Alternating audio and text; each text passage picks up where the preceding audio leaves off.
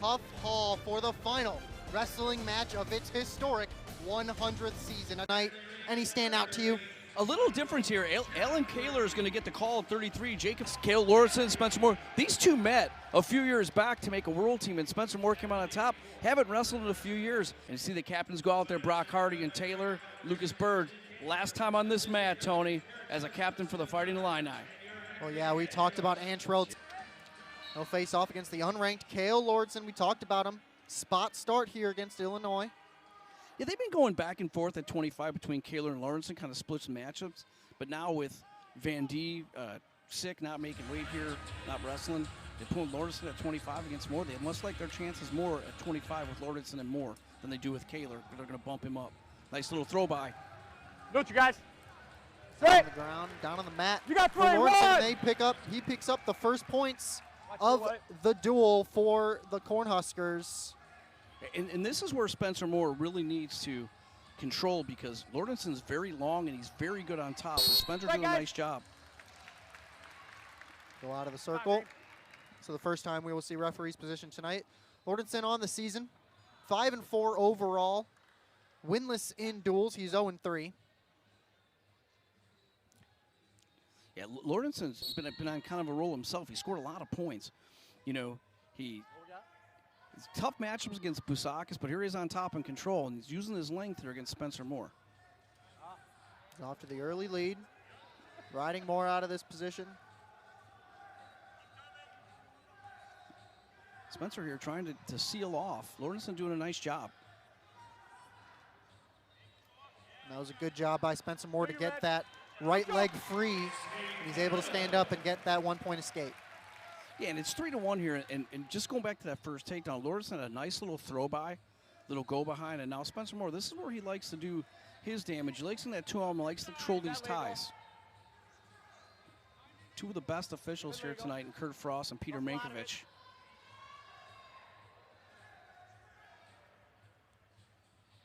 Moore looking to control those inside ties at 2-on-1. Let's see if Lorentzen goes back to that little throw-by. He's got that elbow control, and he's looking for it.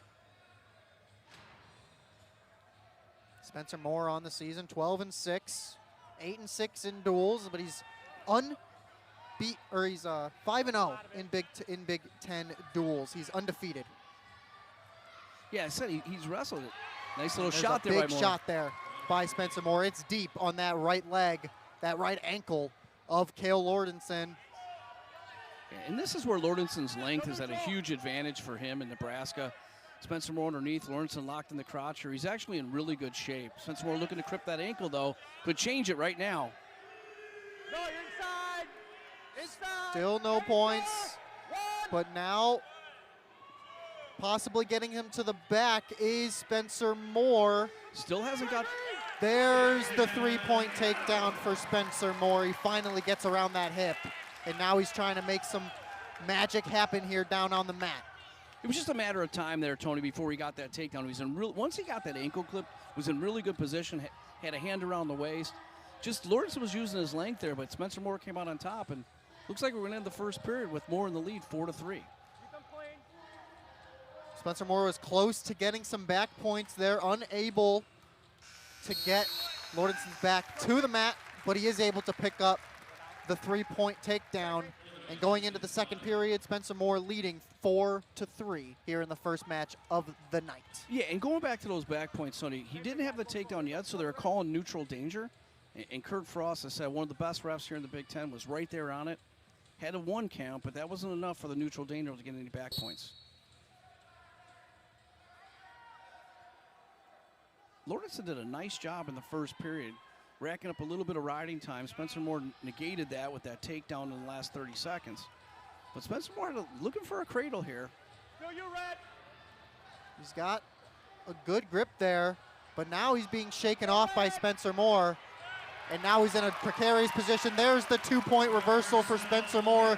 Was just able to get Cale Lorentzen up on his head and then shook him back down to the mat. Now he's getting his back to the mat. There's 2, there's 3, 4, there's 4 back points for Spencer Moore. And he's looking for more, Tony.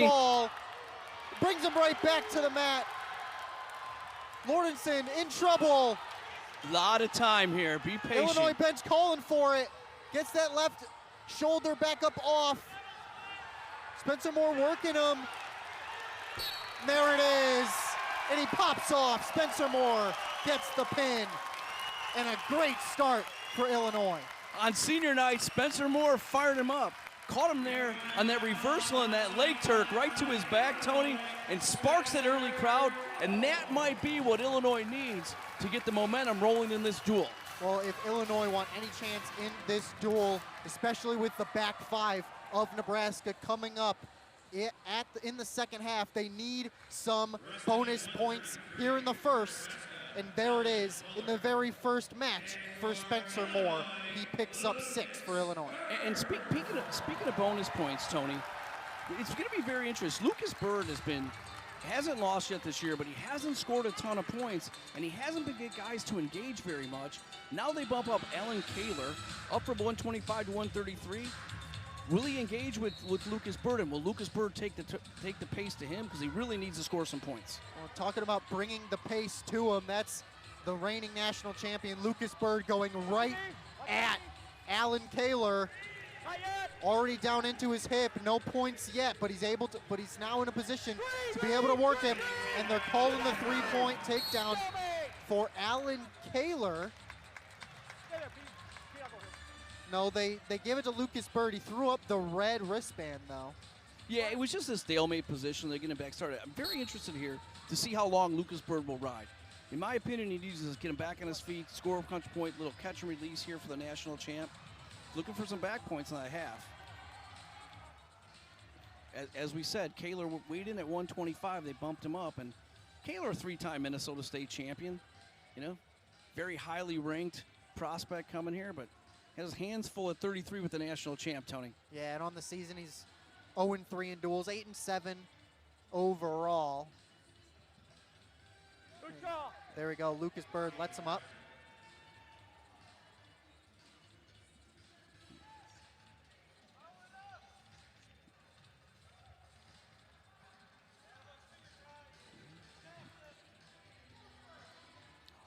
It's gone into a little bit of a stalemate here after the escape by Alan Kaler.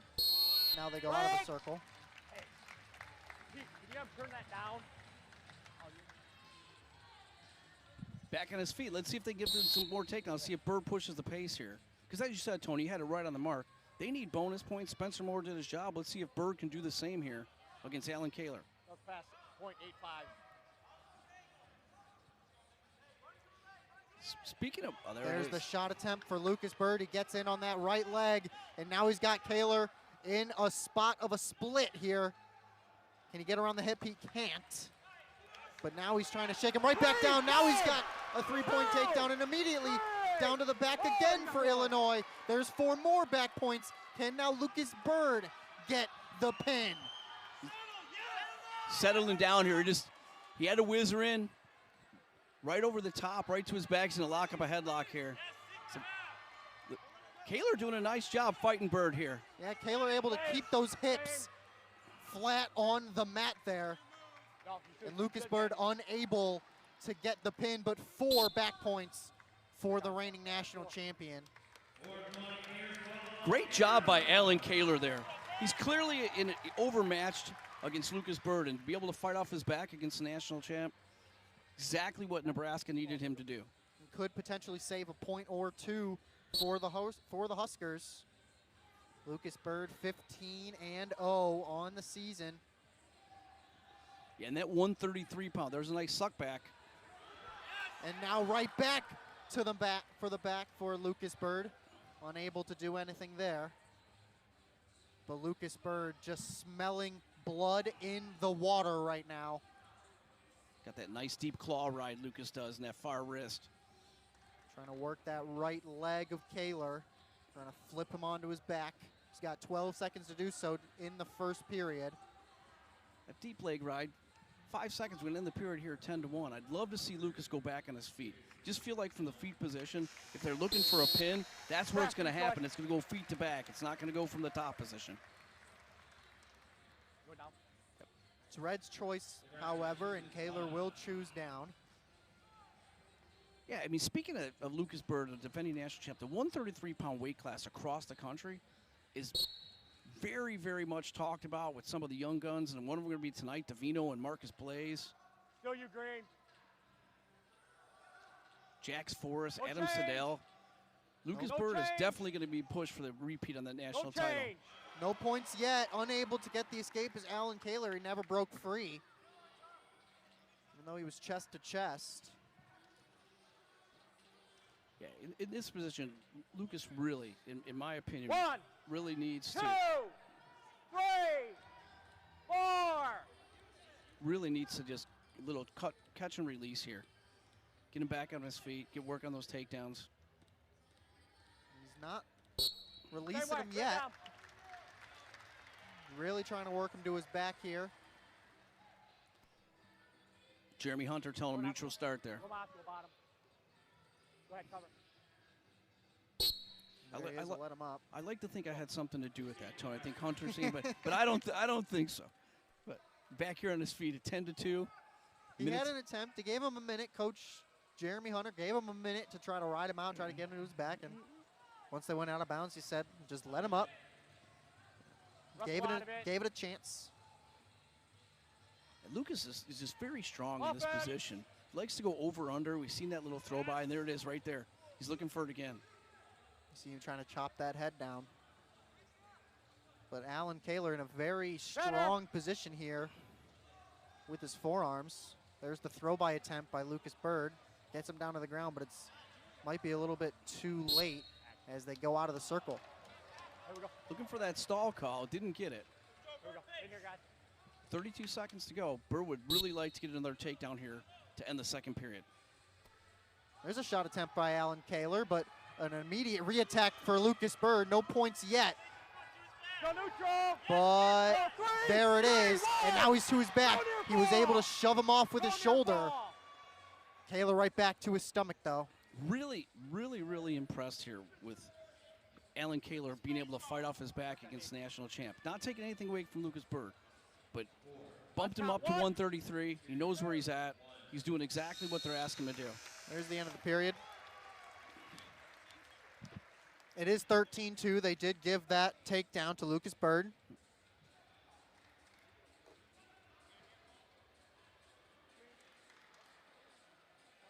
Lucas is going to go down here.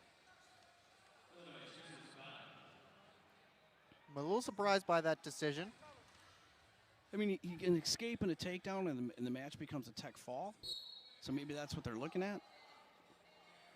I would have loved to see him keep it on his feet there, because Kaler's definitely just going to try to ride, stall, how he wants to do here, keep the match. Anything but a pin for this situation is a win in Nebraska's eyes. And that's why Illinois wants their pin. Is now Lucas Bird right back into a prime position to possibly do so. Looking for He's got reversal Kaler here. up on 1 foot. No reversal. He'll just take his escape. And one more takedown here, Tony. It is 14-2. Now they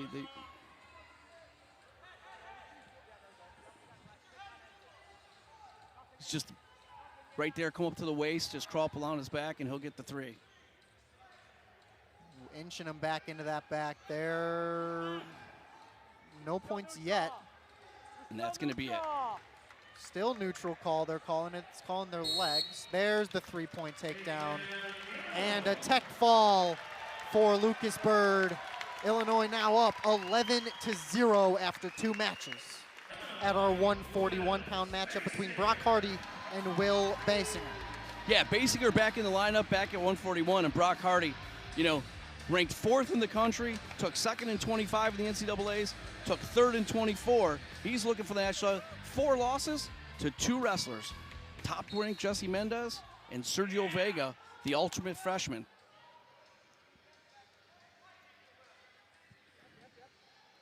Illinois as a team up 11-0. They got a pin for Spencer Moore to start the night, and then a tech fall in Lucas Bird's final home duel. Nice scramble here by Will Basinger. Hardy was in a deep single, like Basinger ready to counter, but still in that deep single. Able to transition and get that 3-point takedown before Will Basinger gets up to his feet. Hardy's really, really good on top. He loves these cradles. He's got one locked up right now. Loves to cradle Brock Hardy. They're out of bounds. He's, Brock Hardy off to a quick start here. yeah, he was wrestling against Penn State a few weeks ago, and he wrestled Brendan Davis. Very close match. Brendan Davis not too happy when he got locked up by a cradle against Brock Hardy, and that's exactly what he was going for right off that takedown. He cuts Will. 3-1 here, Tony, with 2 minutes and 10 seconds to go in this first period. Hardy 4th in the country per intermat. He's 15-4 on the season, 11-4 in duels. Yeah, Basinger's done a really nice job here filling in for Danny Pacino. Brower for a few matches, and now back to Will Basinger. Will Basinger's very methodical, loves 2-on-1s, loves to work that underhooks. You know, try to frustrate Brock Hardy here. Well, if Brock Hardy can just keep his pace to his liking, he should be able to control this match. As there's a shot attempt to the right leg, unsuccessful. Now Will trying to pick up the pace here a little bit on Brock. I mean, you know, I told you, you know, Brock's got 2 of his 4 losses to the #1 ranked Jesse Mendez, who just seems to be at a different level right now. Keep them playing. But Brock Hardy and him, a lot of battles. That's who he lost to last year in the national finals. And then Sergio Vega, this freshman sensation of Oklahoma State, just had some wild matches Offense. against Brock Hardy.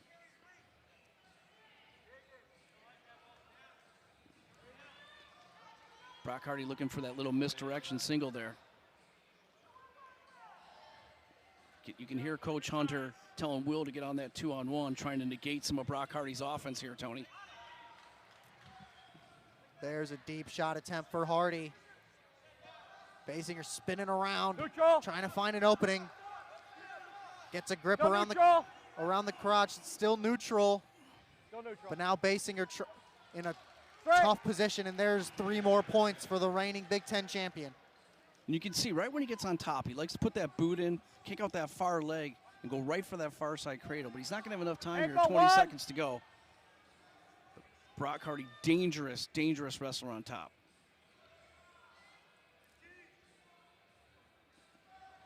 Seems content to just ride out Basinger here until the end of the period.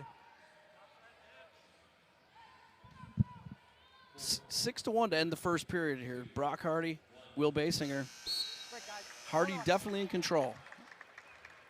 You know, you were talking about coaches, and Coach Schneider over there, the assistant coach for Nebraska.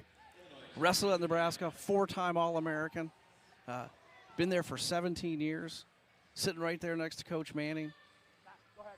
Nebraska through and through over there on that James Green. The whole lineup over there, former Nebraska Cornhuskers. One of the best staffs in the country. One of the best wrestling teams in recent history, the Nebraska Cornhuskers. And credit to Mark Manning. Yeah, and we, you know, Tony, was 6 of the 7 last year, top 5 finishes in the NCAA. And last year they finished second with 8 All-Americans, and 6 of them returned. And then you throw a couple other ranked guys in the lineup there. They're looking to get 8 All-Americans again. Of course, one of those returners, Antrell Taylor, the reigning national champion. We'll see him later tonight, as there's a 1-point escape for Will Basinger, still 4 points down on Brock Hardy. Yeah, we'll see if Hardy gets right back to it. He's doing a little touch. He keeps attacking Will's right leg over and over again. That's exactly what he wants. Little touch on the head, little outside sweep single. Basinger on the season, 12-11 overall, 2-5 in duels. This is his first Big Ten duel of the season. As there's another takedown for Brock Hardy. Neutral. And the staff immediately, Coach Schneider right off the bench, told him, let him go, let him go. Looking for those points, looking to get back in this duel after falling down early after Spencer Moore pin and a Lucas Bird Tech. Still a lot of time to wrestle here. Still only in the 3rd match of the night. Wrestle out of it. Illinois up 11. Another shot attempt. Good defense by Will Basinger. Another shot attempt on that left angle for Hardy. Now good offense for Brock Hardy. Can he get Basinger down to the mat? Constant chain wrestling Got there his by hip, Brock and Hardy. look at the roll through to get the 3-point takedown. That was beautiful by Brock Hardy. I love watching Brock Hardy wrestle, and as soon as he gets on the top, he's looking immediately for back points, cradles, gets them boots in. Really, really dominant wrestler on top. No opportunities for back points for Hardy yet in this match, but he's had some takedowns that have been very technical, just like that one where he was able to roll through towards Basinger, through Basinger's body, ended up in a takedown position. And now in the third period, he's up now 10 points, trying to get a potential tech fall to get those 5 points right back. And sometimes, Tony, in these situations, the best defense is a good offense. And Will Basinger needs to get on some attacks here against Brock Hardy, because Brock Hardy's going to come right back on those sweep singles. Green, warning! They give a stall call to Will Basinger, so an extra point for Hardy. Now up 11. 14-3 with the minute here. Trying to fend off this tech fall by Brock Hardy. Can Will Basinger do it? He's in major decision territory. It's good defense by Basinger on the shot attempt. Now he's got good control of the shoulders of Hardy, and they'll call a stalemate and stand him back up. Coach Hunter off the bench here, wants some offense. Kurt Frost, great job. He knows Hardy's trying to go for the tech fall. Basinger's trying to fend him off. Stalemate gets him started again here with a minute to go. Really deep shot on that right leg of Basinger for Hardy. He's got him stood on one leg. Can he get the mat return? He can. He gets the chop. No points yet, but he's got both legs wrapped up. Still neutral! Still neutral. There's the takedown. Stalemate. And they call a stalemate. And that works out for Brock Hardy, because now he doesn't have to let him up, and he can go straight for that extra takedown. Well, if he fall. rides him out, he's going to get the tech fall, right? He's got a minute 45 seconds of riding time, and that's what they're telling him. He's got to ride him out. 37 seconds to go. There'll be some clock watching here by both teams. My apologies, I did not realize the riding time. Instead, they just let him up, like I said, and he does go for that takedown. Yeah, very really confident. Deep, he's got it. and there it is. That's a tech fall for Brock Hardy, and they pick those 5 points up right back. And that's a veteran right there. We both said, hey, if he rides him out, he gets a tech fall. He said, nope, let him go. I'm confident I get the takedown. Well, 3 matches in, we've seen a tech fall, Brian. Yeah, points galore, right? And we're going to right into this 149 matchup with Geoffrey and Lammer. And these guys wrestled in an open out in California, and Lammer came out ahead 8-1. So Illinois looking to turn the tide. Lammer, Nebraska, looking to build on that decision, that 8-1 decision that happened about a month ago. Chance Lammer from well-traveled. He's from Corvallis, Oregon, a 4-time state champ. Was one of the top recruits in the country, went to Michigan. As a freshman, was a national qualifier, and then went to Cal Poly with his brothers and ended up back in Nebraska, where Mark Manning is great friends with Chance Lammer's father, who was also a national champ in wrestling. Great gene pool there. Wrestling family. Chance Lammer on the season, 13-4, 3-4 in duels. Yeah, Michael Geoffrey, the transfer himself from Virginia. And he started off, when he was wrestling at the Midlands tournament, he was scoring a lot of points. And in the last couple of duels, didn't score a ton of points, but we've seen some offense from Michael. The last time he was out, wrestled a really good match against Gavin Brown. Would like to see him open up a little here at Lammer. Lammer's extremely defensive wrestler. This is some extremely aggressive wrestling by Michael Geoffrey, but like you said, some really good defense by Chance Lammer. There's a big shot attempt by Lammer, unsuccessful. Yeah, and if you're looking on paper, right, I mean, this is a match that Illinois really needs to turn the tide in if they're going to have a chance in this duel, as you said, Tony, as we get into that gauntlet in the back half of the lineup. Geoffrey on the season, 13-6, 3-3 in duels, all 6 of those duels in Big Ten play. Yeah, and Lammer's had a rough stretch. I mean, he wrestled Ryder Block, then he wrestled Ethan Stiles, and he had Shane Van Ness, and he got back on track against Northwestern last weekend when Nebraska pitched a shutout against the Wildcats, who Illini are going to see here on Sunday. That'll be the final duel of the season for Illinois. Yeah. Michael doing a nice job here with the minutes to go in the first period, controlling Lammer. This has definitely been the most defensive match we've seen so far through 4 matches. Yeah. To say the least, we're over here saying points, points, points. The scorekeeper's got a sore finger. He's getting the final, getting a little bit of rest here. But, you know, back on this Lamer thing, and when I talked to Mark Manning, he said, you know, he had such a relationship with the father. He was disappointed when they didn't commit, but he finally got his guy. And here he is, the senior transfer at 149 for the well-powered, well-oiled Nebraska Cornhuskers. All the way up to 20 on intermat. Yeah, I talked to Coach Hunter, too, about this match, and he made mention that Lamer scored twice on Michael's reattacks. So maybe the match is here is to kind of not be so aggressive on your feet, try to control some, but Lamer right in on him. He's got 5 seconds to get some points. That was a very deep attack by Chance Lamer on that left ankle. Good, you got it. And they get it. They give it to him. 3 points right at the buzzer for Chance Lamer. And Illinois throws the brick. And they're going to take a peek at it, but to be honest, I understand he called it right at the buzzer, but based on the position he was, I kind of thought he should have been 3 a few seconds prior. I don't think they'll reverse this call. As soon as he goes to his far hip, ooh, man, I don't see it come around. It looked pretty chest to chest up until right at the buzzer. Right there, you saw Michael Geoffrey kind of lean back a little bit. Yeah, we didn't get their backs were not to us, and I never seen Lamer's arm come up around that far hip. And I think they're going to wave it off. Let me see. They confirm it. And they give 3 points to Chance Lamer. The call is confirmed. We'll see it again. See, with his arm underneath him, I'm not so sure, right? That's a really, really tough call. So Illinois lose their challenge.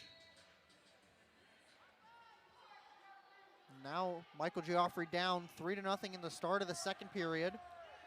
Yeah, that's a tough one. Tough one to give up right at the buzzer. We're good. And Lamer's doing a nice job here.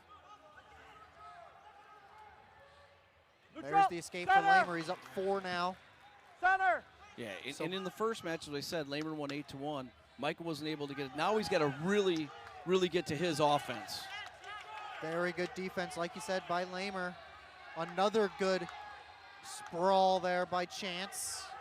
Michael really started to push the pace here. One more good sprawl by Chance. Like you said, Geoffrey pushing the pace, but Chance Lamer playing phenomenal defensive wrestling right now. He's kind of playing right into Lamer, his defense, but back on to the Illinois bench, they got to keep pushing this pace. It's the only way you're going to get a chance to make a mistake. He knows he's up 4-0. 1 minute already gone here in the second.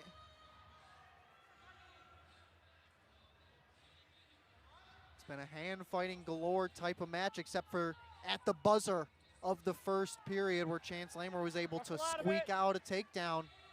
Then he was able to get an escape to start the second out of the referee's position. Yeah, and Lamer's doing. I mean, he's got a 4-0 lead. He's wrestling very smart. He's not gonna get over aggressive. He's not gonna take that shot again unless Michael gives it to him on a reattack. Offense. Well, now the referee calling for offense. Yeah, and Michael Geoffrey was pushing the pace early in that period. A couple little boot scoots, a little duck, and having some hand fighting. It's really calmed down here. So.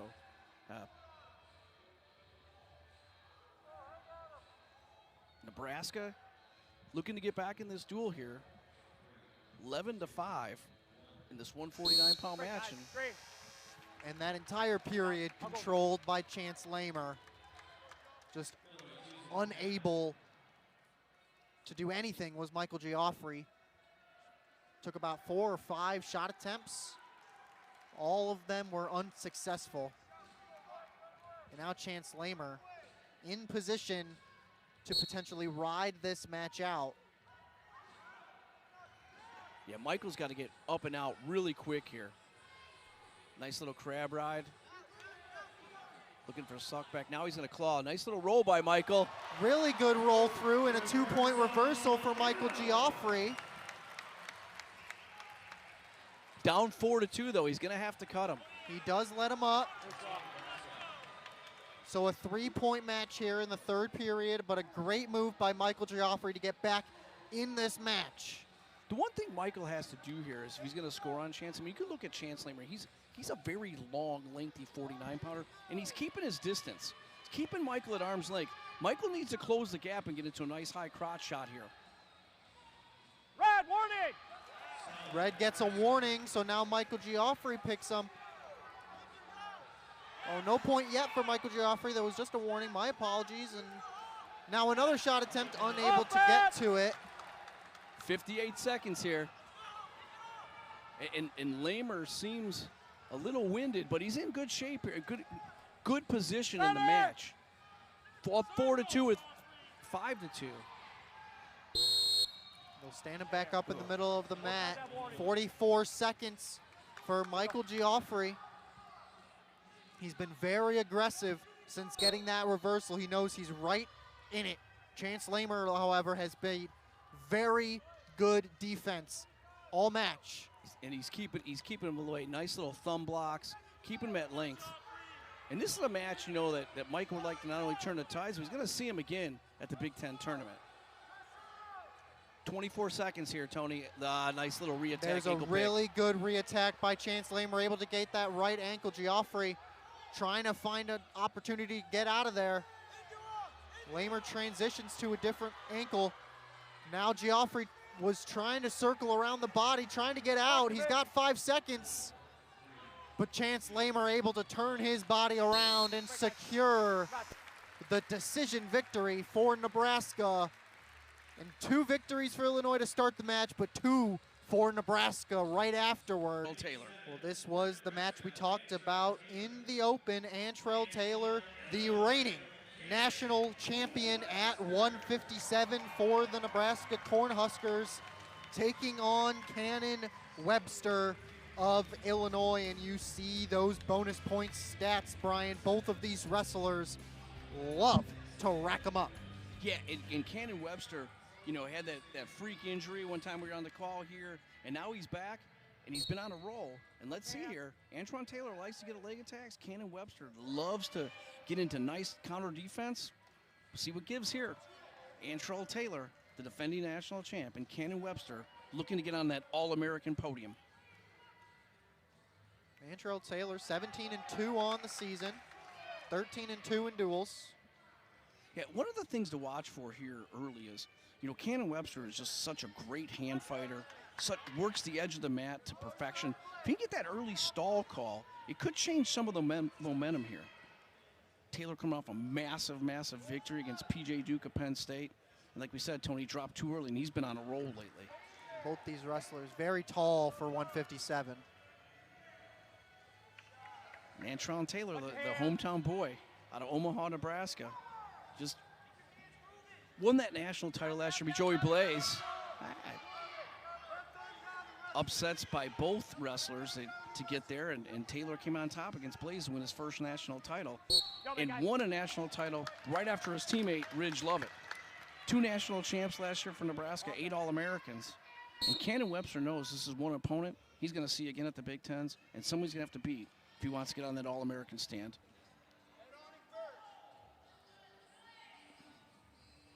Cannon Webster on the attack. Unable to get around the hip of Taylor. Webster on the season, 15-2, 11-2 in duels, 3-1 in the Big Ten. Yeah, and Cannon Webster, you know, had that loss against, you know, highly ranked Myra Shapiro in Nashville, and then he had that injury default against Charlie Millard. So I know that's one Cannon would love to have back. Cannon's generally a great defensive wrestler, and he's been on the attack early against Antrell Taylor. Absolutely, it's been to Weber's pace so far here in the first.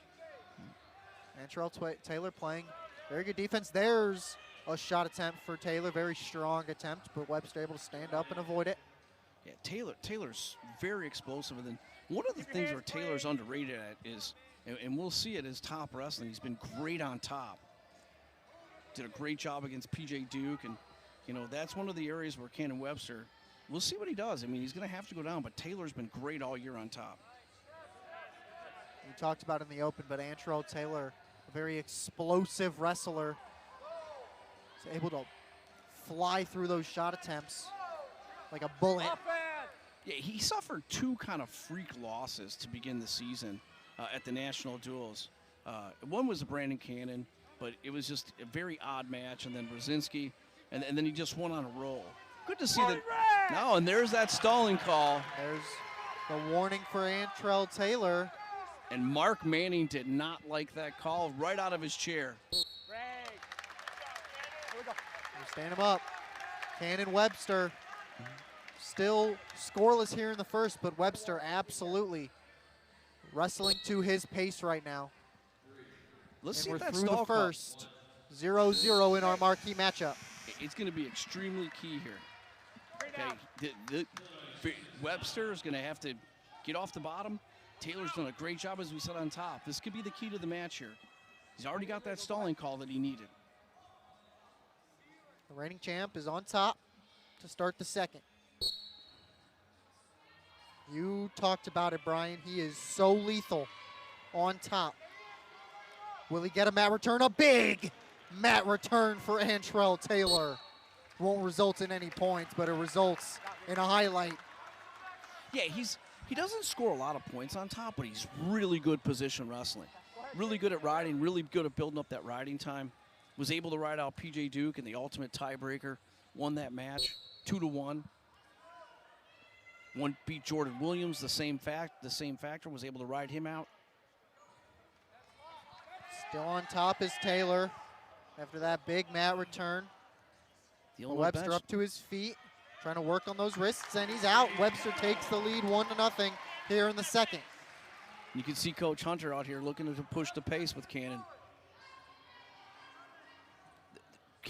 Not only is Cannon such a good hand fighter and so good on the edge of the mat, Cannon has what they call in wrestling, Tony, an incredible gas tank. Doesn't seem to get tired.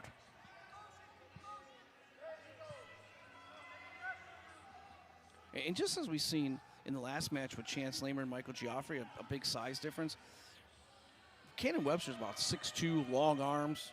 Like I said, use that to his advantage. Right back on a little attack here. That length almost proving fruitful for Cannon Webster. Yeah, Cannon. Antrell Taylor playing really well defense, playing really nice defense right now again for Nebraska. 2 straight matches the Cornhuskers have wrestled very defensively. Yeah, Cannon loves to get into like a little snap down, go behind. It looked like he's looking for an outside single. He's got an ankle pick.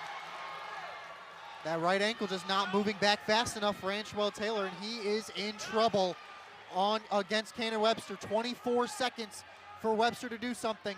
Can he pick that ankle? He can't, and they go out of bounds and will stand up. But through 2 periods, Cannon Webster absolutely putting the pressure on Antrell Taylor. Yeah, and that I'm a little disappointed. He was in control in that single. He needed to be more patient, pulling back in the southern mat. Seemed like he ran him off the mat to get that stall call, and it didn't happen. When you got the national champ in that kind of situation, Tony, you have to take advantage of it. No advantage was taken, however. And now Taylor will be down on the mat, and an escape will tie this match up here in the 3rd period.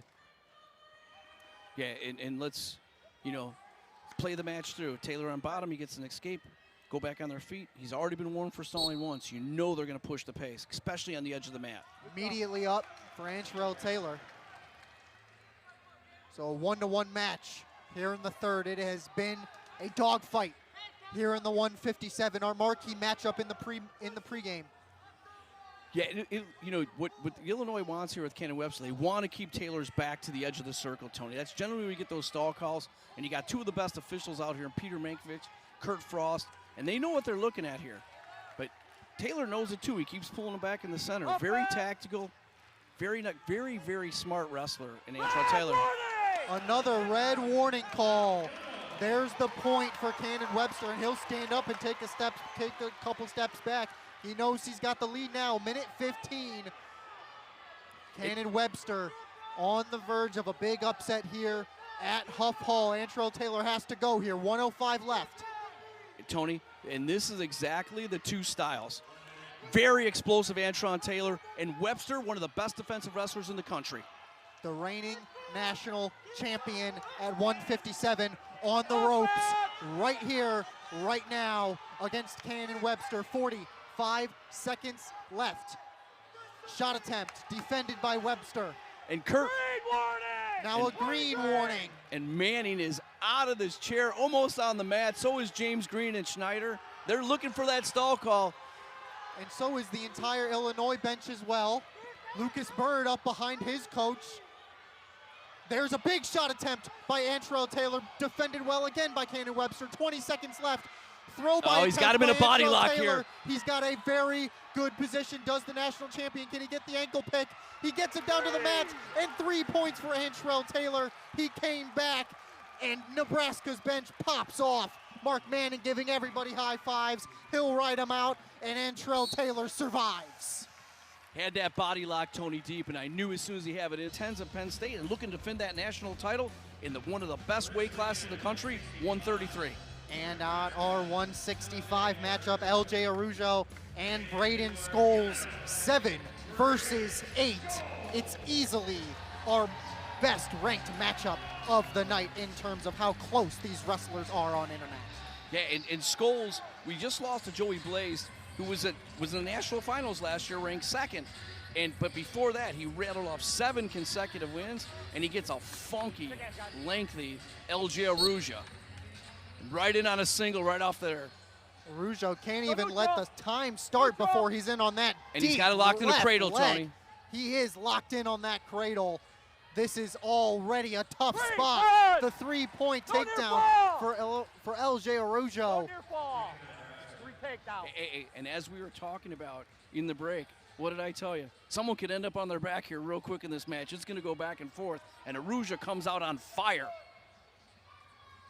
Arujo didn't even let the clock get to 2:59 before he was in on that deep single leg shot.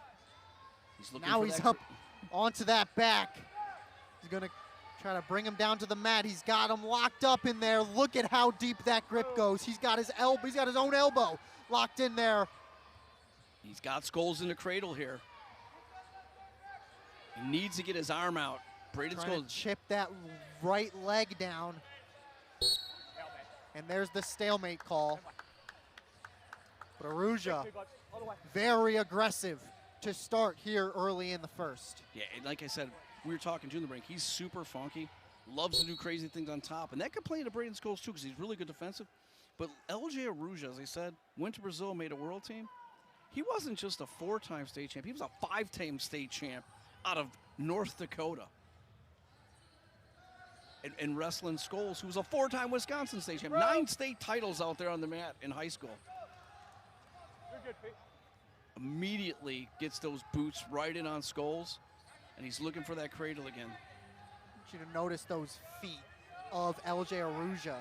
They have been locked in the hips of Braden Scholes since the start of this match, it seems like. But there it is, the first opportunity that's given to him, and Braden Scholes takes it for a 2-point reversal. And now a big mat return, tries to get him to his back, he can't. And now LJ Arujo able to scramble and roll out into the 1-point escape. It has been a very eventful first period here in the 165. And it's only 4-2. It seems like it should be 14-12. Just a ton of rolling around, locked in cradles, all kinds of precarious situations. From the whistle as well, Brian. 4-2 in this funky match. There's a little eye poke there. And Coach Manning and Coach Schneider right there, looking to tell him to get right back on that little sweep single right off the whistle. And we talked about this before. Braden Scholes tends to get better as the match goes on. There's a deep ankle shot. Gets in on that left thigh of LJ Arujo. And Arujo's just a really long 165-pounder. Really good defensively here. But give Kurt Frost, give him a lot of credit. Stalemate right away. He knows that's not going anywhere. But if Scholes is going to score on the lengthy Arujo, he's got to get in and out on singles and doubles quick. Very difficult to make anything happen when you get that deep on a shot, and all you can do is just kind of rest your forehead on the mat. to be a stalemate basically every time. We're through one. Definitely the most eventful first period of the duel. Yeah, a little back and forth here. So Braden Scholes very good on top. Little lift and bust there by Braden. Nice little roll by Aruja and a follow behind. That was great awareness by Aruja to be able to roll right when he got to the mat, because he was headed to his back. He's headed to his back right here too. Braden Scholes able to hold on to him. No points. Now he's trying to get him to his back. There's a back point. No back point, but he called one little second on the back, so no points yet. Aruja's now Aruja up to his feet. And then back points were a question, but Illinois does not have a brick after losing that challenge in that Michael Geoffrey match. Big mat return for Braden Scholes, but now a 2-point reversal for LJ Aruja. Just phenomenal defense by Nebraska all match, all duel, but especially by LJ Aruja here in the 165. That was clinical to get that 2 points. Yeah, and I'm a little interested here. That was a really hard situation here, and I've never seen Braden Scholes just lay flat on the mat. Wondering if he might have got hurt there a little bit. I seen something there. And Aruja's just been dominant on top. He had a minute riding time. Scholes eliminated some of it. Now he's back to over a minute again, Tony.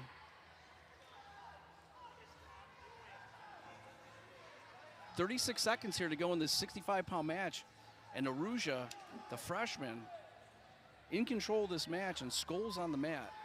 Not only in control of this match, Brian, but whenever he's on top, he's been completely in control of Braden Scholes' bottom half. Braden Scholes has not been able to use his feet at all when he's on the mat, because LJ Aruja just locks in on his hips with his own feet, with his own legs. And it's been impossible for Braden Scholes to get back up. Super impressed here with LJ Aruja's top wrestling. The youngster's very dominant. You see that riding time accrued all the way up to 1:52. So 8 seconds, and LJ Aruja picks up an extra point. Very interesting choice here. Aruja's rode him. You got 1:52, as you said. He also had him run him in a minute, and he goes right back down in this 6-2 match. Braden's going to get back in this match. He needs to get an escape in the first 30 seconds, Tony. Drop that 1, 2.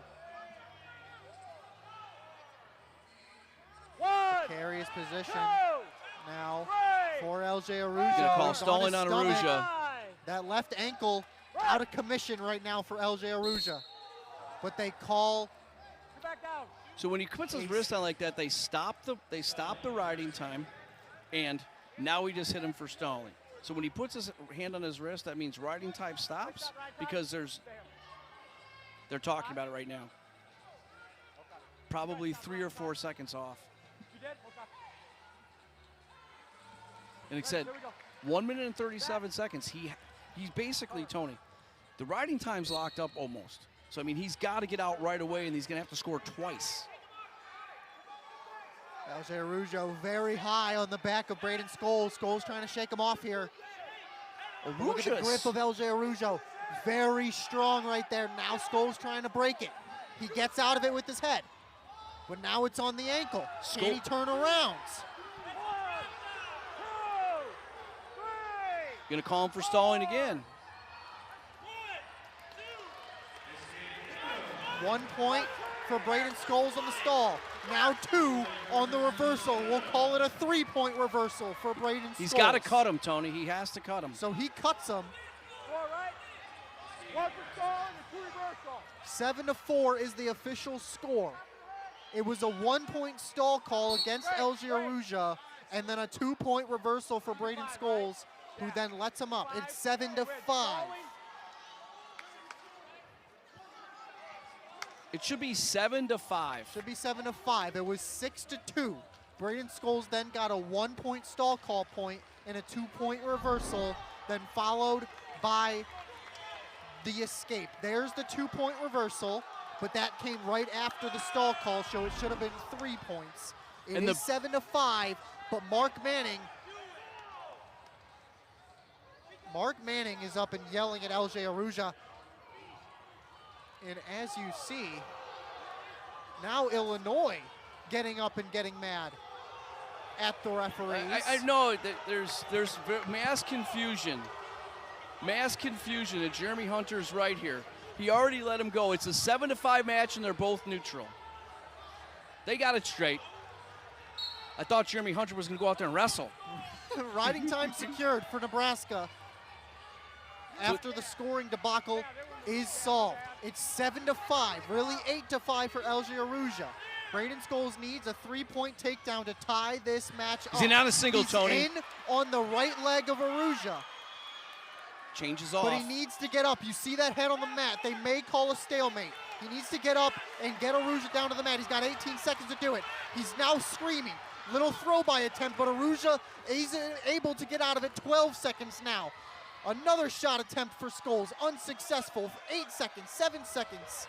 He let go of that single too early, Tony. He did let go, and now Aruja able to secure this match with his own single for himself.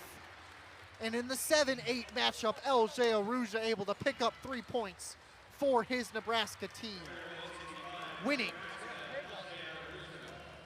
by a score 8-5. of 8-5. I'm Yep. sorry, No. brain fault there. No, there was so much stuff going on there at the end of the mat, and Scholes, there's that cradle he locked up, and I'm surprised he didn't get any back points there. 3-0, nice little roll through mat return. Great match, but to get back at the end of the match, Scholes was in on a single with 25 seconds left, and he needed to stay there, and he got rid of it and went for a throw-by, and that was it.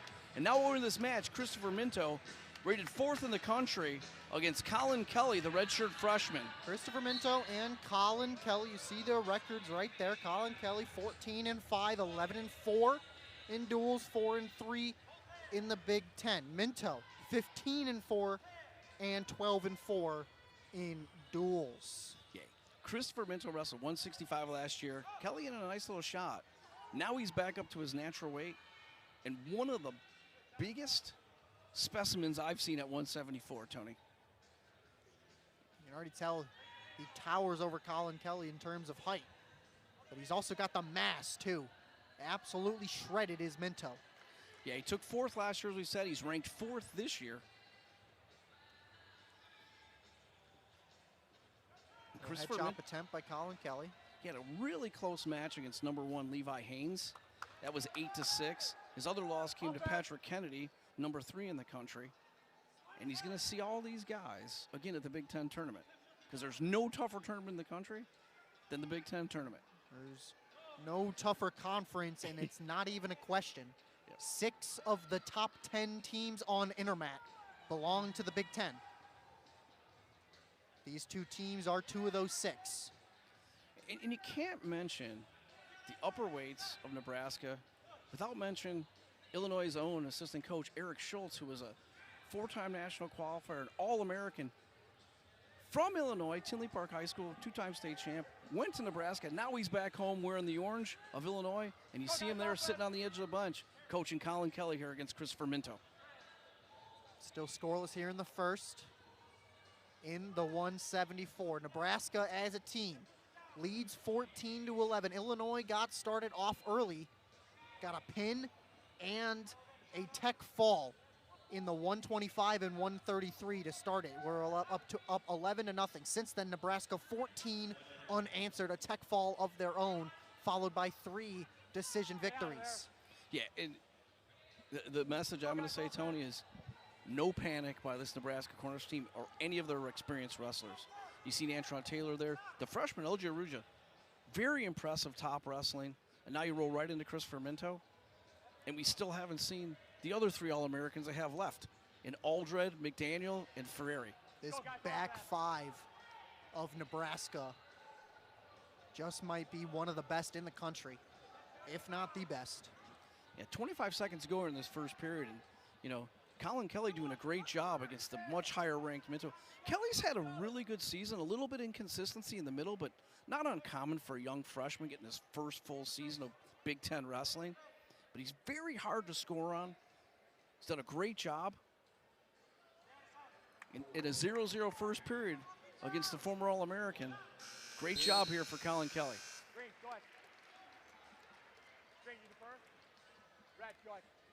We saw a little respect there by Christopher Minto after the scoreless first. Giving Colin Kelly a little head tap, the freshman.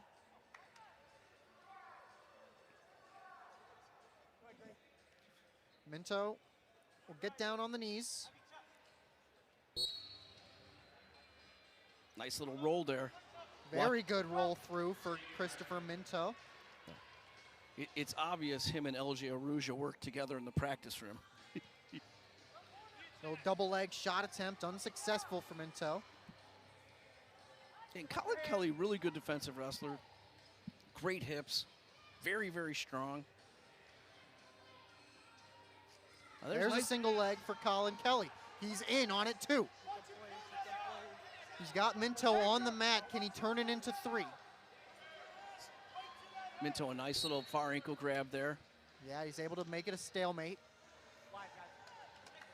But good attempt there by Colin Kelly. Be a big upset for Illinois if Kelly can pull this one through. Yeah, it's been all Nebraska after the first 2, Tony. Be nice for the Illini pull off an upset here, get back in this duel. Get out of there. Stay out of throat. Minute 10 seconds ago in the second period. Minto still with that 1-0 lead. Minute left here in the second period. We're in Huff Hall, the 100th year of historic Huff Hall, the final duel of the 100th season. Basically a packed house here at Huff Hall. Got the band here and the cheerleaders here and everything. A first this season for Illinois wrestling. And don't forget the pyrotechnics. And the pyrotechnics, as now Colin Kelly in deep again, this time on the left leg of Christopher Minto. He has to continue to progress through this position here. He can't sit here. He switches to the right leg. Sorry to cut you off there, Brian. Yep, nope. But now he's getting Minto down to the butt. Minto grabbing onto that ankle, trying to make something happen, but he is up on his head. Colin Kelly in the favorable position right now. Minto pressuring right back into him here. Yeah, Minto able to now turn his hips around, flip his hips. Now Minto trying to get around him, but it's too little too late. We go to the third. Colin Kelly gonna have to go down, or he's gonna have to get up and out, get right back on her feet. He'll take down, he'll try to get up and out. Here's the replay. Here's the attempt by Minto to get around the hip. And you see both of them, Tony, far ankle grabs, that's the defense. Grab that far ankle, roll through, scramble. It's 2 good defenders right there, able to defend off each other. Gotta let him in. Give me room. Here we go. You slide man forward. Get that. Telling Colin Kelly needed to give Christopher Minto room. Little sneaky tactic there, now trying, but you gotta get him on the waist, in that belly button. Count one. Easy escape for Colin Kelly. There's the point. Once again, we find ourselves 1:50 left in the third period of a match, tied 1-1. Yeah, and Colin Kelly's taking some deep shots. Minto's had some great defense. And would be interesting to hear to see if Minto opens up a little bit against Colin Kelly. Haven't seen one shot yet by Christopher. Not since the first period, at least. You know, and the tactical thing right now is for the youngster Colin Kelly to push the pace a little bit. Deep shot attempt attempted there by Kelly. The re-attack attempted by Minto. Nothing to show for it for either wrestler. Yeah, and I would think one more deep shot attempt by Colin Kelly would draw a stall call against Minto. See if he can get to it. 1:10 left here in the third. If no points are scored, we'll go to sudden victory. He's going to have to open up a little bit here if he's going to get that stall call, Tony. It's the last thing that Illinois wants is a break. Some blood time. Colin Kelly right on the bridge of his nose. The Nebraska wearing their all black, the black shirts of Nebraska. The black singlets. Here we go. And Coach Jeremy Hunter wants Colin Kelly back out there. He's telling the trainer, Trainer Jeff, get him out there, get him out there, push quick the blood pace. time. Maybe the quickest. Colin Kelly has been controlling this match since the start. They called some blood time. That might have been the quickest blood time we've seen all year. But it was very quick. He's now immediately in on a deep single on the right leg of Minto. Can he make something happen? Minto doing a great job. He breaks the grip, Tony. Minto's actually in a really good situation Minto here. able to make something of his own now. He gets in on that ankle. Now can he get around to 3 points? Colin Kelly doing a good job of holding that ankle and staying on that shoulder. Still no 3 points for Minto.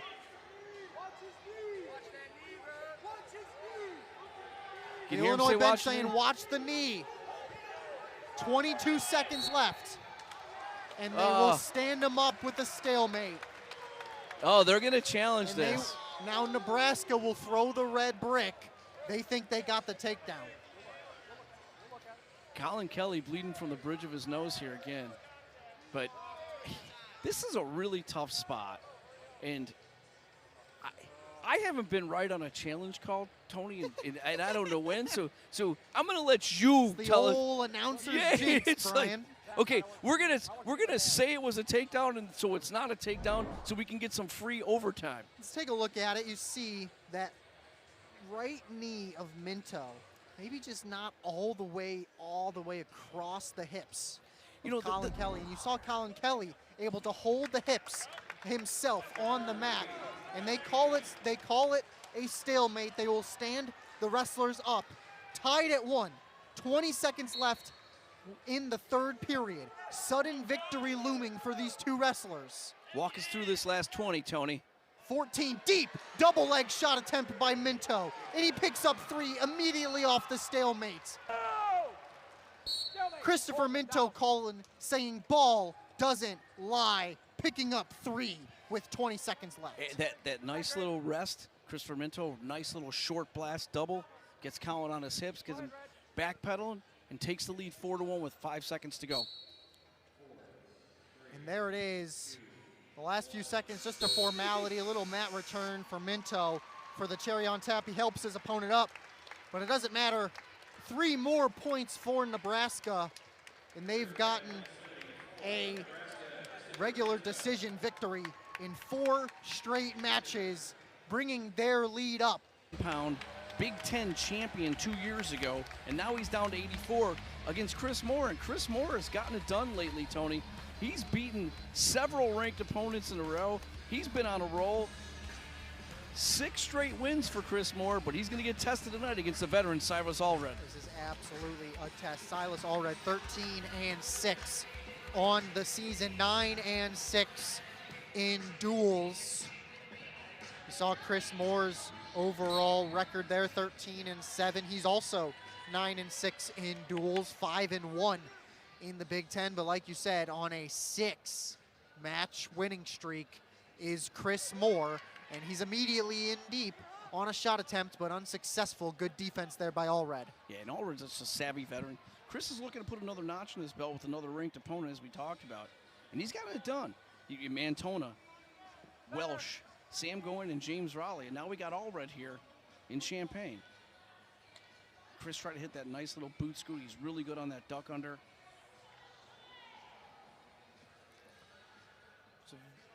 And I was talking to Coach Maney. He talked about Silas Allred. You know, like you said, he was a Big Ten champion at 197, why I mentioned. He's back down to 84 for 2 years in a row. It's a lot of weight, but he's done a great job for the team. And that's exactly where he fits in the lineup with McDaniel, the true freshman last year, now a sophomore, and then Ferrari. So these last 3 weights.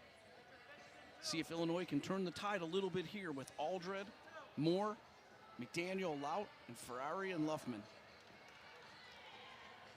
Silas Allred, an all-time mustache, Brian.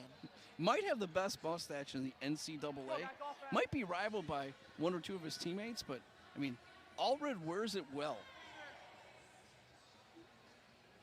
Chris Moore loves to be in these tie-ups right here. Just watch, see if he tries to get that little duck under single. Halfway through the first, nothing to show for it for either of these 2 wrestlers. Once again, Nebraska as a team leads 17-11. 4 straight decision victories for the Huskers. Yeah, and Allred had a big win against Ohio State against Dylan Fishback. You know, 2-1, kind of broke a streak there where he wrestled some of the top guys. Max McNelly lost and Gabe Arnold, but then he had a big win against Fishback, wrestled #1 Rocco Welsh, got back on the board with J.D. Perez, and here he is against Chris Moore with just under a minute to go in this 0-0 match. Ref calling for some offense. Makes sense, 0-0 here in the first. No really clear advantage for either of these two wrestlers. Really only one shot attempt. It came about 20 seconds into the period. There's the second shot attempt of the match for Silas Allred, and he is in very deep on Chris Moore.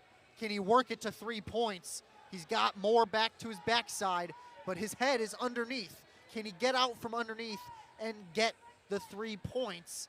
Looks to be in a tough position to do so right now. As long as Chris stays high like that, it'd be okay.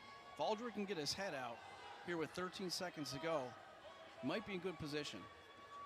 Major, 1.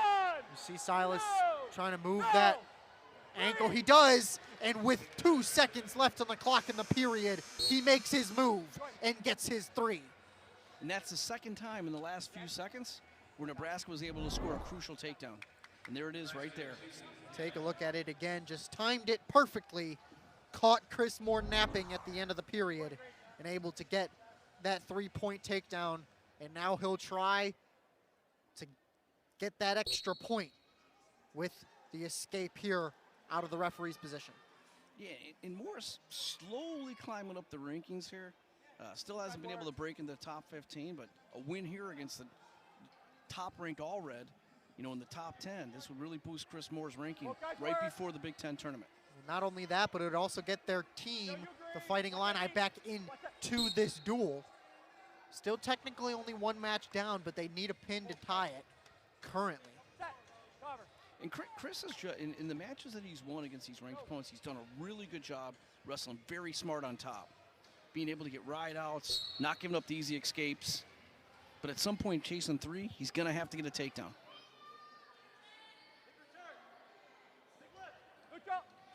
Finally, the escape comes for Silas Allred. With 1 minute and 20 left in the second, he's up 4-0. 4-0-117. Nice shot by Chris. He's flattened out.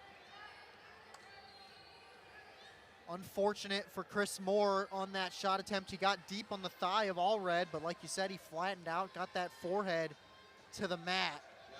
Yeah, when that's what you can't do when you go in on a shot attempt. And what that tells me, Tony, is too, right when you get on that shot attempt and he flattened out, Silas Allred just got great hips. Great hips, strong hips, flattened Chris out. Chris is really strong, and I mean, he went down instantly. Veteran move by Allred. The veteran is showing off why he is a former Big Ten champion. And Chris is going to have to open up here, 40 seconds to go. He's going to get his choice in the third period, but the third periods have been controlled by the Cornhuskers. They absolutely have, and this match has been controlled by Silas Allred, at least the second period. And if you think about it, not only the third period, but the last few seconds of every period. That takedown by Webster, the takedown against Geoffrey, then you have that takedown against Colin Kelly there with 10 seconds to go, and then here against Chris Moore, which is a few seconds to go at the end of the first period, the same thing. That'll most likely be a talking point in practice for Illinois. Yeah. And to me, that's just veteran leadership. You know, there's kind of a rule in wrestling: score first, score last. You know, and they're doing both. They absolutely have, at least since the 141 match. You saw Chris Moore kind of push that foot back of Silas Allred. I'm really surprised that that's a legal start, to be honest with you. A very quick escape there for Chris Moore, so he's got a full third period to make something happen here and get Illinois back in this duel. Yeah, and the veteran already knows that Chris is going to be coming after him. He's going to be looking for that re-attack. Now, Chris is going to have to score from in close. Very deep shot attempt for Chris Moore. This one is the most good-looking one of the match, but Silas Allred able to stand right back up out of it, and a stalemate will be called. Hey, but that's the best shot attempt we've seen so far out of Moore.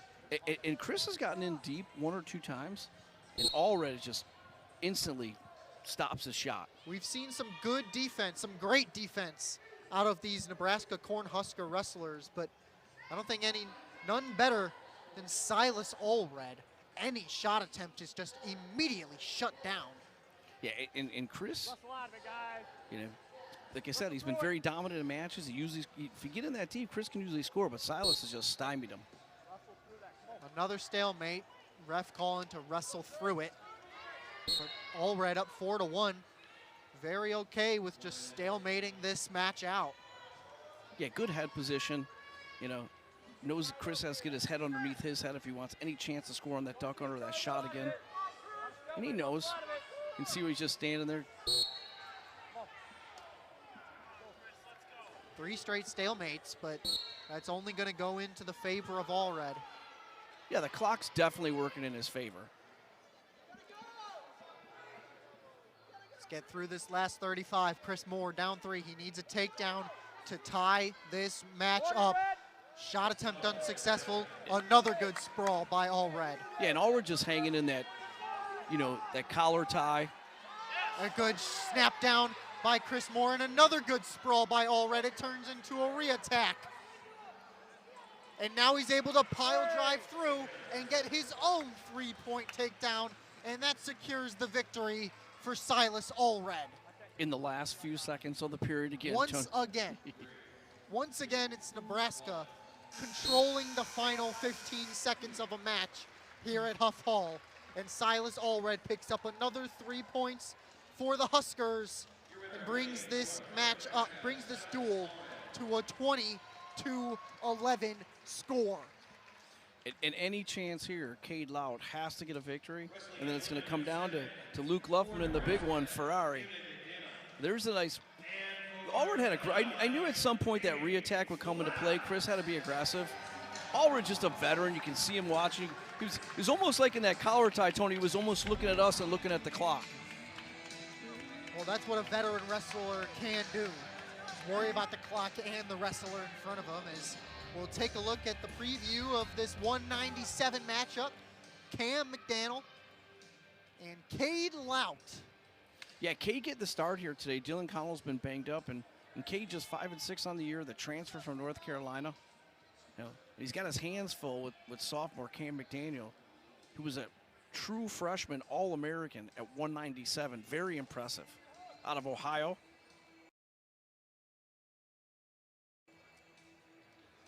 McDaniel on the season, 15-5. You saw his record on the graphic, 12-4 in duels. Cade Lout on the season. He's had been backing up Dylan Connell. He's 5-6 on the season, like you said. Yeah, 2-3 in duels, 1-0 in the Big Ten, however. Nice little. A little attempt to throw by for Cade Lout, and Illinois is incensed. They wanted a stall call. Nice underhook offense there by Cade, you know, to get McDaniel on the edge of man. But, you know, McDaniel, we talked about him being an All-American, and really impressive is he lost his first match, and then he went on and won 5 matches to become an All-American.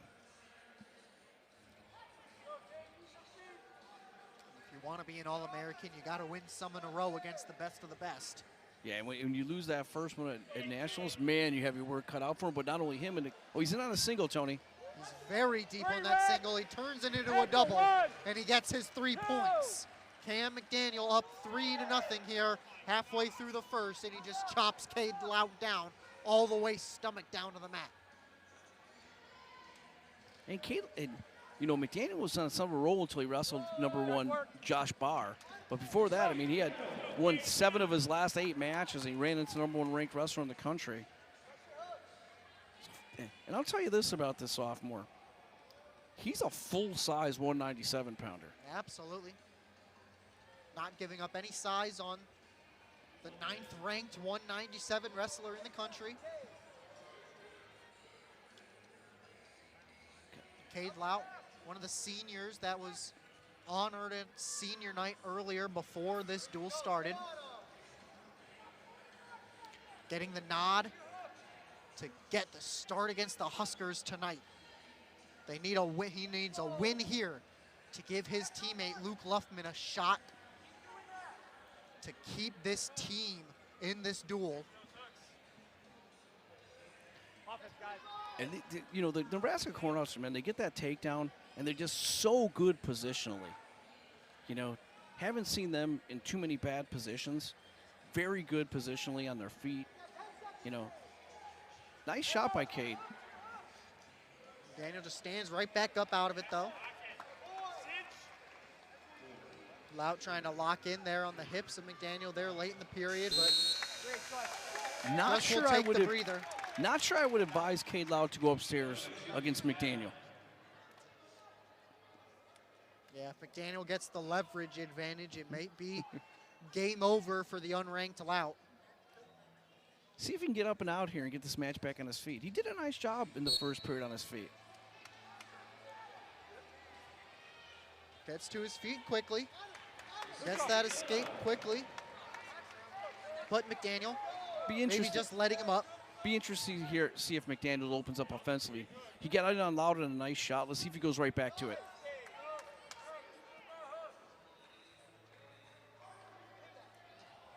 Deep shot attempt by McDaniel. Good defense by Lout. 3-2 match here. Minute 30 in that second period.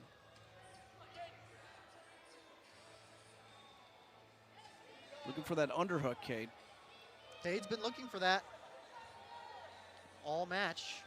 Now a shot attempt, but a re-attack by Cam McDaniel gets him up on his feet. Now down to the mat. That was textbook by Cam McDaniel. Can he get 3 points out of it? Cade's got to get his hip off the mat. He's in a bad situation. Yes, he can. There it is. Second takedown of the match by McDaniel. Would not be shocked once they get a minute riding time, they go back on their feet. Nebraska Cornhuskers, after the Illinois crowd was in early, they have taken the crowd, the band, and the cheerleaders out of this duel, Tony. They absolutely have, and they can send them home. Right here, Cam McDaniel with a victory in this match will secure the victory for the Cornhuskers. And if the Cornhuskers are to win, they will tie Illinois in the Big Ten standings at 4-3. McDaniel and out here. 30 seconds to go in that second period. 6-2. That big matchup at the end here. AJ Ferrari against Luke Luffman coming up next. Don't miss that one. There will be a quick break after this ninth match before that heavyweight matchup. 10 seconds left here in the second. Cade Lout still only down by a takedown on the 9th ranked Camden McDaniel. We go to the third, and Illinois as a team on the ropes here. They need a big comeback or else this duel is all but over for the Illini.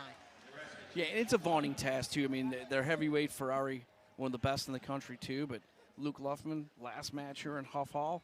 See if he can get it done like his teammate and best friend Lucas Bird did. Lout will let him up, so Camden McDaniel, the 4-point lead here. And a quick, deep ankle shot attempt gets him up in the ankle pick immediately in the 3-point takedown for Camden McDaniel. That was immediate after getting up from the escape. Yeah, that was textbook, and I'm really impressed by this youngster. So no escape for Lout. True sophomore, no red shirt for McDaniel.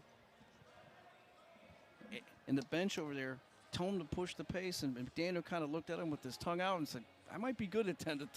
We'll see if he lets him up again here, Tony. Hit three nice leg attacks. See if he gets right back to it. He does let him up. Lout in trouble. Illinois in trouble. Nebraska on the verge. Warning green.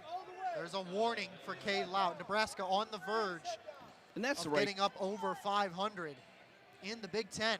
And that's the right call by Kurt Frost. McDaniel's, Cade Loud's done a nice job, but Camden McDaniel has dictated the action, He might get a hit him again. They'll give McDaniel an extra point there. I had a chance to talk to Coach Hunter, and he was really happy that we're going to have Frost and Mankiewicz here tonight as refs because they like to call stalling. but it's been called a lot more on the orange than it has on the black. And rightfully so. Nebraska has dominated the last few matches, and it really does seem like Illinois these wrestlers have ran out of steam quicker than these Nebraska wrestlers have, as there's a shot attempt by Loud unsuccessful. And it turns into a takedown for Camden McDaniel, so now he's up 10, and bonus points earned at the end of this match. They'll go out of bounds with the last 10 seconds of this one, just a formality. Nebraska picking up 4 points. And once these 10 seconds come off the clock, Brian, the Cornhuskers will have earned their team victory here at Huff Hall. See if McDaniel can ride him out, get that major, and he does. Big mat return just for the cherry on top for Camden McDaniel. And the victory for Cam. And even though this duel is wrapped up, don't go anywhere, because Luffman and Ferrari, bragging rights there, but Luffman and Ferrari right here, and AJ Ferrari were the most fascinating wrestlers in NCAA. Took first in 21, third in 25. He was at Oklahoma State, wrestled out in California, and now he's back in Nebraska against Luke Luffman, trying to defend the home turf in one last match here at Huff Hall. Luke Lufflin, the kid from Urbana, in his final dual match in his hometown hall. Yeah, and Ferrari's a natural 97-pounder. He's bulked up to heavyweight. Incredibly strong. Ranked 4th right now. He's 10-2, and his only 2 losses have come against highly ranked Nick Feldman, and Nick Feldman's a big heavyweight. I could easily see a point where Ferrari goes back down to 197 at some point if McDaniel ever takes a red shirt. Ferrari, like you said, 10-2 on the season. All 12 of those matches coming in duels. As for Luke Luffman, he's 11-3, 8-2 in duels, 2-0 in the Big Ten. He did miss some time in the middle of the season due to an injury. As now Ferrari on the first shot attempt of the match, and on that right thigh of Luke Luffman. But Luke Luffman is sprawled out nicely. But Ferrari able to get to his feet. Can he get the ankle chop? It's going to be difficult on big Luke Luffman. Luffman able to get down to the right ankle of Ferrari, and this is prime stalemate position. But AJ Ferrari back. Another chance now for Ferrari. He's done a great job scooping that knee. And great defense by Luke Luffman to get out of there. And this is, there's maybe no one stronger pound for pound at a heavyweight but Ferrari, but he lacks some weight. And that's where he's at a little bit of a disadvantage against a full-size Luke Luffman. Luke Luffman puts his weight on there against Ferrari's strength. He did a great job kind of crawling up, but he couldn't finish it.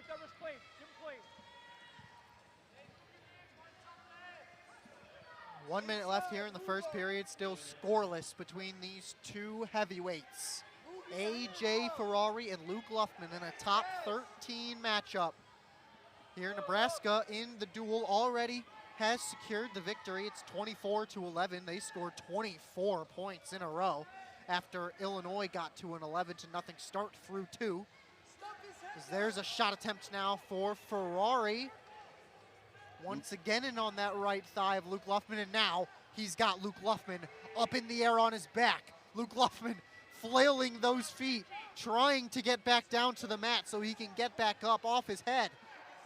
AJ's in a good spot if he can keep coming to us, Tony. He's got that grip on the hips of AJ Ferrari. I mean, just incredibly strong. He's got Luke in a very, very precarious situation. 10 seconds, can Luke hang on? Slowly pushing Luke into his back. He gets the 3-point takedown. Unable to get Luke off that knee, off his hips for any back points. But once again, it's been a story all duel, Brian. Nebraska scoring a takedown in the final 15 seconds of a period. And I'm trying to walk through this, right? They must have like a shot clock over there like in basketball. At 24 seconds, it goes off, and they're like, attack, attack, attack. Because it's sure working. That's the 5th time they have scored a takedown in the last 15 seconds of a period. Their timing has been unbelievable. It seems like they make the exact correct move right at the right time every single time.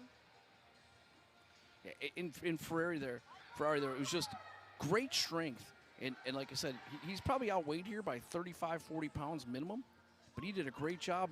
Nice crawl, nice little knee slide. Pulls his head out there and gets that takedown at the end of the match. And now he's control 4-0, as we've seen so many times with these Nebraska wrestlers. Get the lead, wrestle really smart, wrestle good positions. And that's how they've built up this lead today. All but one of their victories coming by regular decision. Actually, scratch that. They did get a major decision in their last match, but other than that, in a tech fall, it's been all regular decisions for the Huskers. Illinois has 11 points just on 2 matches.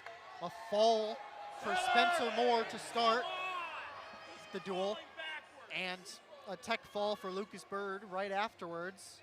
Illinois bench wanted a stall call there as Ferrari was falling backwards. Now Little Mark Manning, the coach swatting for the Huskers, on his feet. AJ Ferrari loves the spotlight. And they're all asking for the stall call. No stall call. There's the warning. But Ferrari was just running away from Luke Luffman there, and the stall call wasn't called until he squared back up with Luke. It might have been a little gamesmanship there, too, by Ferrari. Like I said, he loves the spotlight. He's a great athlete. He's a great wrestler. He sometimes gets into a little tactical gamesmanship. 4-0 here, though, in control going into that third period. Neutral. Red, you have warning. Here we go. Luffman chooses neutral. Luke's got to push the pace here. That's exactly what he does. He pushes right into the forehead of AJ Ferrari. And the talk is, if Ferrari wins the match, he likes to go do the splits and do the flexing. There's that shot attempt by Ferrari. He's been deep on that right thigh of Luke Luffman all match. He's got incredible grip strength. He is so strong. There's that strength right there for AJ Ferrari. 40 pound difference between these two wrestlers. And it does not matter for the 4th ranked Ferrari. And he's really good on top. He's very underrated on top for a heavyweight. Stays on top, doesn't turn a lot of guys, but he is really smart tactical wrestler on top. Easy. Stay white, grease out. They go out the circle, but Nebraska and AJ Ferrari, 1 minute and 5 seconds away from closing this duel out. Now Illinois getting mad that Ferrari isn't getting down into the referee's position fast enough. They want the stall call again, and instead they'll get the caution on Ferrari. And now they're telling him to stay there. They want the stall call still. Now he's telling the crowd to get louder. I told you the tactical gamemanship would come out. That's not much gamemanship, more like talking that talk. I'm trying to be nice, okay? I'm trying to be nice because I'm worried we're going to see the splits and the flex right here in front of us, Tony, that he does so many times. We're 50 seconds away from it, Brian. Illinois' bench doesn't want to see it either. They've been incensed all match. They want the stall call. And now Lucas Bird coming up, and he was almost on the mat yelling at the ref, saying he's going to take an hour now to get back into position. In control of this match, 7-0. There he is, throwing his hands up. He's mad. 30 seconds left. 35 seconds for AJ Ferrari. He lets Luke Luffman up. And now he's clapping. He's saying, come towards me. This match is over. 25 seconds left for Ferrari and Nebraska. Shot attempt for Luke Luffman. Shot attempt for AJ Ferrari. Neither of them successful. Re-attack for Luffman. Doesn't matter. Another re-attack for Ferrari, but it's all just a formality at this point. 3 more points for the road for Nebraska. 2 seconds. Hey, And he points to the bench. He's smiling, he's happy. Nebraska, He's the wrestled a Cornhuskers. really impressive match. 3 big takedowns against the larger Luke Luffman. He's done a great job. He has controlled this entire match. Nebraska has controlled this entire duel since the 141-pound matchup. And since Illinois got the first 11 points through the first 2 matches, the Nebraska Cornhuskers and AJ Ferrari, there's the split.